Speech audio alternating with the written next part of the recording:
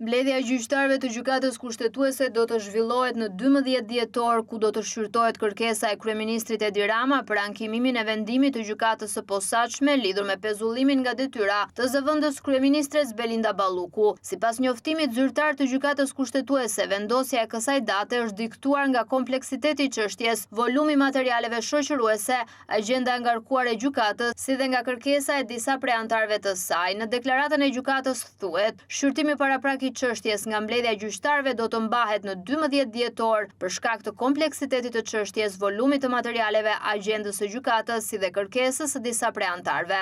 Vendimarrja do të bëhet publike në faqen zyrtare të gjykatës kushtetuese, thuhet në njoftim. Çështja ju referua mbledhjes së gjyqtarëve nga kolegji i gjykatës kushtetuese. Tashmë të gjyqtarët e gjykatës kushtetuese do të duhet të marrin një vendim përfundimtar, i cili do të përcaktohet me shumicë votash.